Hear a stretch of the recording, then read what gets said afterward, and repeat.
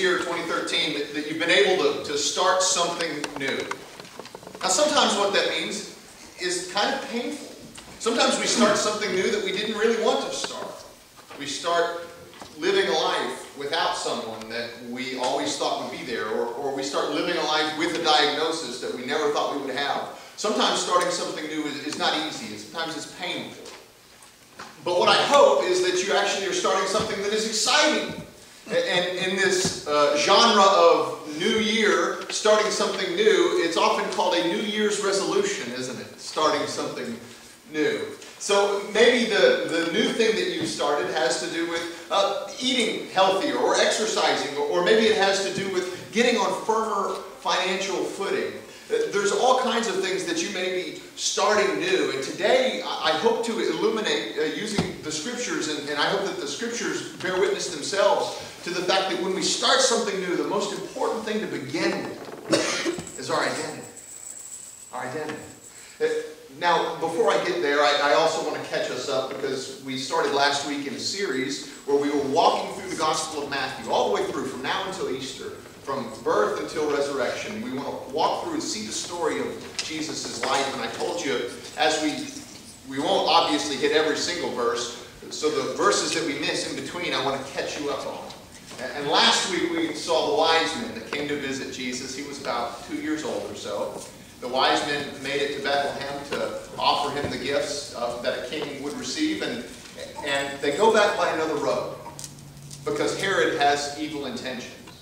But Herod's evil intentions are still very active, and so what happens after the wise men story is Herod goes out and he ends up killing all of the young boys 2 years and under in his entire region. He's so paranoid that one of these boys is going to grow up and take his place as king. Fortunately, Jesus' parents, Joseph and Mary, were reminded to go to Egypt, to get out of town before this happened to Jesus. So Jesus escaped. He escaped the murderous intentions of Herod. And eventually Herod dies, and Jesus and his family come back into Israel. But the place where they come from, Bethlehem, it still wasn't exactly safe, and so they end up settling in a region called Galilee. Jesus grows up here. But Matthew doesn't tell us much about Jesus growing up. In fact, none of the gospel writers really tell us much. Luke gives us a little bit more insight.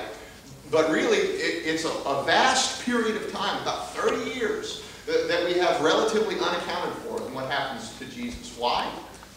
Well, there's a lot of thoughts on that. To be honest, I really don't know why. Maybe it wasn't as significant, but something significant happens when Jesus starts his ministry. He starts something new. And it begins in his baptism.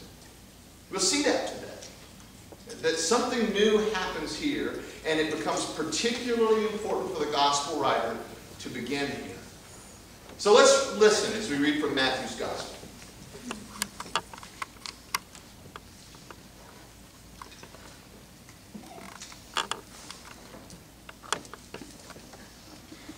We read from Matthew's Gospel in the 3rd chapter, beginning at the 13th verse, and we will go through the 4th chapter, the 11th verse. Let us listen for God's word. Then Jesus came from Galilee to John at the Jordan to be baptized by him. John would have prevented him, saying, "I need to be baptized by you, and you come to me?" But Jesus answered him, "Let it be so now, for it is proper for us in this way to fulfill all righteousness." Then he consented, and when Jesus had been baptized, just as he came up from the water, suddenly the heavens were opened to him, and he saw the Spirit of God descending like a dove and alighting on him, and a voice from heaven said, "This is my Son, the beloved, with whom I'm well pleased." Then Jesus was led up by the Spirit into the wilderness to be tempted by the devil. He fasted for 40 days and 40 nights, and afterwards he was famished. The tempter came to him and said, "If you are the Son of God, then command these stones to become loaves of bread." But he answered, "It is written, one does not live by bread alone, but by every word that comes from the mouth of God." Then the devil took him to the holy city and placed him on the pinnacle of the temple, saying to him, "If you are the Son of God, Then throw yourself down, for it's written, He will command His angels concerning you, and on their hands they will bear you up, so that you will not dash your foot against a stone. Jesus said to him, Again it is written, Do not put the Lord your God to the test. Again the devil took him to a very high mountain and showed him all the kingdoms of the world and all its splendor, and he said to him, All these I will give to you if you will fall down and worship me. And Jesus said to him, Away with you, Satan, for it is written, Worship the Lord your God and serve Him only. Then the devil left him, and suddenly the angels came and waited on him. This is the word of the Lord. Thanks be to God.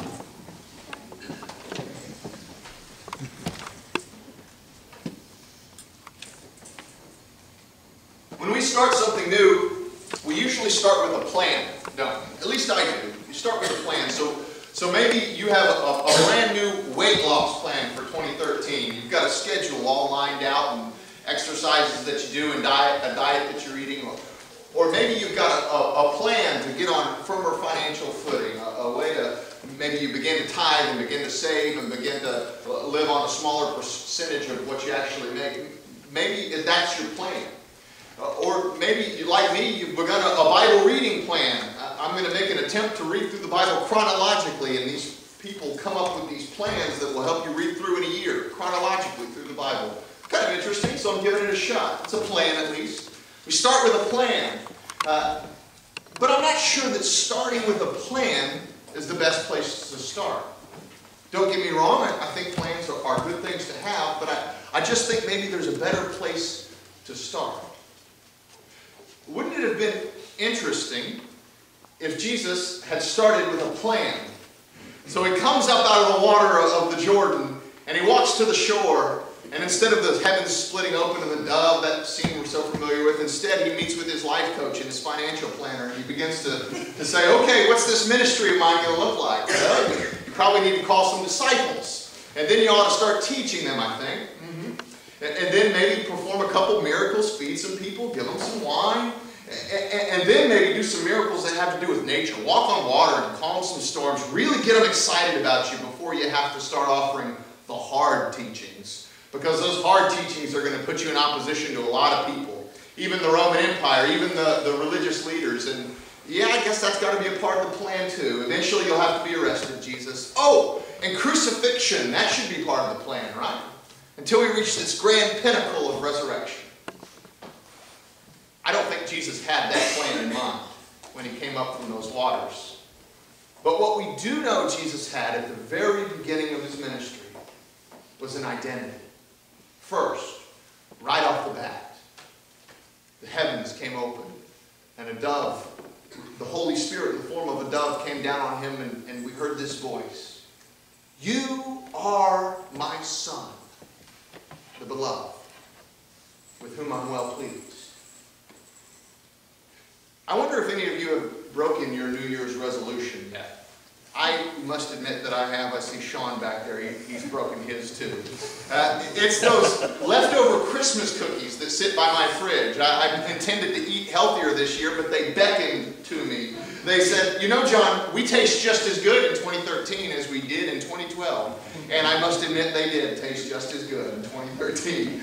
But this is the problem. There are so many things in our plan that are outside of us. So many variables that are beyond our control. Now, we can control the way we react to them, certainly, but there are a lot of variables when it comes to plans. So maybe your plan isn't to eat healthier like mine was, but maybe it's to have a more peaceful family life. And you say, well, if she would only respect me more, then we would be able to live more peacefully. Or you say, if only the market would take a turn for the better for a few months, then I would be able to feel much better about my investments. Or you say, if only junk food weren't so cheap and so available, then I would be able to stick to my diet. If only I could get that job or seal up that retirement. If only that thing outside of my life would change, then I would be able to change within myself. Interesting, isn't it? How plans can so quickly come crumbling down. When Jesus began his ministry, I think it's interesting to note that he too was tempted This very first thing, he received an identity. The very second thing, he was tempted. He went out into the desert. He fasted for 40 days. He's on the verge of literal physical starvation, hungry as can be, and the devil comes to him to tempt him. And he doesn't tempt him with outside things, interestingly. He doesn't come to Jesus and say, "Here, Jesus, here is bread. Go ahead and eat it. I know you're hungry." He doesn't say, "Here's a power package for you to take control. If you're really king, go ahead." Instead, he tests him with something that's much more insidious, much more to the very core of who he is. He tests his identity. He says, "Jesus, if you are the Son of God, then command these stones to turn into bread." He says, "If you are the Son of God, then go ahead, jump. You won't fall." And perhaps in the greatest temptation of all, to test the very core of who this person is, fully God and fully human, he says, "Just bow down and worship me." I wonder if you would have been able to resist the devil the way that Jesus did. After being so hungry, 40 days of fasting, would you be able to resist? I'll confess, I don't know that I would. But it's not because Jesus has some special human body. He was hungry just like you would be hungry. It's not because he had some special spiritual technique. Jesus is human. This is what we confess in Christianity, that Jesus is both fully God and fully human. He doesn't have any extra tools that you don't have. But what Jesus does know, because it is at the beginning of his ministry, is his identity. You are the Son of God, the only beloved. So how does this help you? How does this help you as you move forward into your new things? Well, that depends.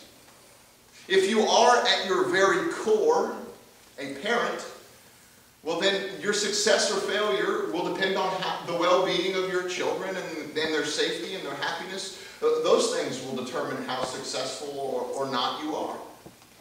If you are at your core a Dallas Cowboy fan, I'm sorry. Because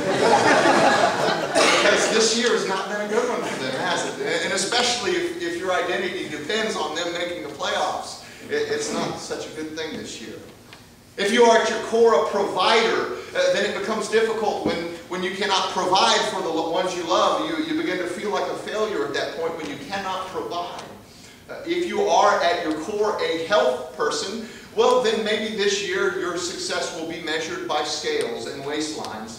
If you are at your very core a religious person, then you will be successful or a failure one way or another depending on how well you maintain the structure and the traditions of your religion. But if you are at your core a disciple of Jesus Christ, then the rightness or the wrongness, the peace or the anxiety, your life or your death, do not depend on your plans or your decisions or even your control. Because your new thing starts where his new thing starts, right here, in baptism. Where it doesn't matter what you do, it matters who you are. And here you are, a beloved child of God. Maybe if you've been baptized, whether it was last year or 80 years ago, whether you came here intentionally or unintentionally, whether you came with a full understanding or out of a great fear, the truth is that you have come here because God knows who you are. Whether you came here or you were brought here, God knows who you are. A beloved child of God.